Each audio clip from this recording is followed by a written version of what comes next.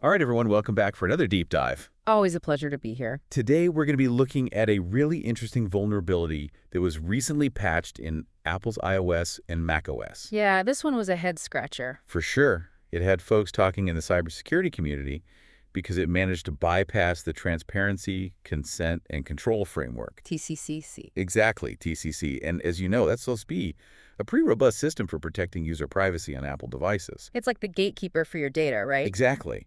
So when something manages to bypass that gatekeeper, well, that gets our attention. Big time. So today we're going to do a deep dive into CVE 2024-44131. The TCC bypass. Right. But we're going to go beyond just explain what it is. We want to understand why this vulnerability matters, especially for cybersecurity experts like yourself. Because knowing how these exploits work, that's how we stay ahead of the curve. Absolutely. So let's kick things off with the basics. What can you tell us about this vulnerability? Where was it found, and how severe was it? Well, this vulnerability was found in the file provider component. Okay, and just for our listeners, the file provider component is a pretty essential part of iOS and macOS. Yeah, it's basically how the system manages files and shares them between apps and services. Right, so not exactly a place you want to find a vulnerability. Definitely not. And in terms of severity, it was given a CVSS score of 5.3.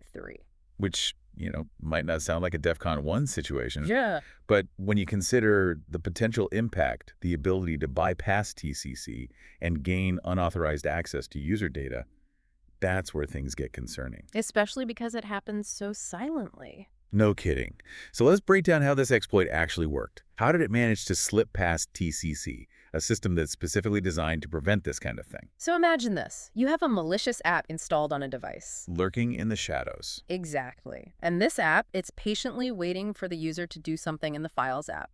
Something ordinary, like copying a file or moving a folder. Everyday tasks. And that's where the exploit kicks in. It intercepts that action. It's like a trap waiting to be sprung. Precisely. And to pull off this trick, it leverages the privileges of a system daemon called file provider.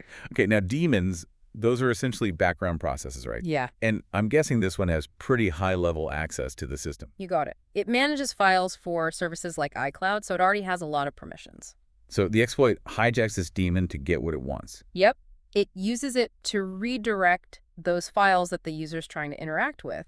Instead of going where they're supposed to, they get sent to a location controlled by the attacker. That's really sneaky.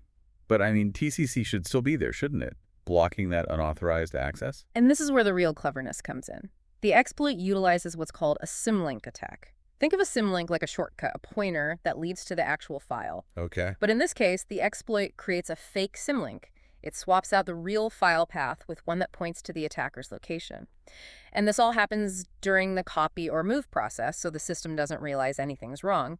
TCC just sees a regular file operation. Wow.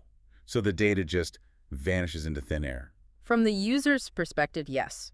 No pop-ups, no warnings, nothing. That's a pretty chilling thought, especially when we think about the kind of data that could be at risk. We're not just talking about files and folders here, are we? No. Potentially, we're talking about sensitive information like health data, access to the microphone and camera.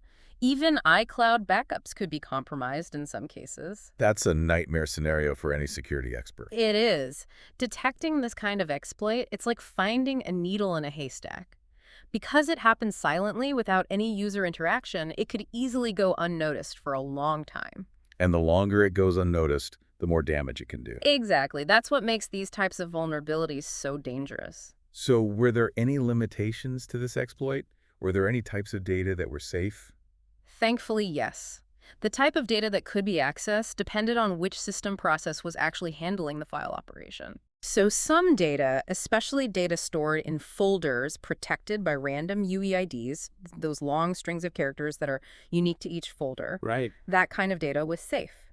And data access through specific APIs, those were also protected. So it wasn't a complete free-for-all, but it's still a pretty serious issue. Right. Especially given how easily it could have flown under the radar. Absolutely. It's a reminder that even the most secure systems can have vulnerabilities. And this is where things get interesting for us in the cybersecurity world. We know Apple patched this vulnerability quickly, releasing updates for iOS 18, iPadOS 18, and macOS Sequoia 15.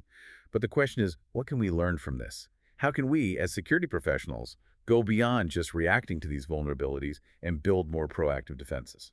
Yeah, we can't just rely on built-in security features.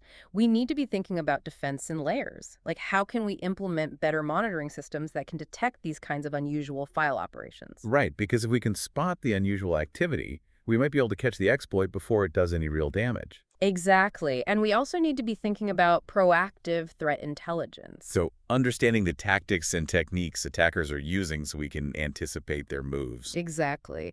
This vulnerability, it's a wake-up call for all of us in the cybersecurity field. It definitely shows us that attackers are getting more creative, more sophisticated in their approaches. And that we need to stay ahead of the curve. Absolutely. So for all you cybersecurity experts out there listening, this case really emphasizes the importance of staying vigilant and constantly evolving your security strategies. Thanks for joining us for this deep dive, and until next time, stay curious and stay safe online. Stay safe.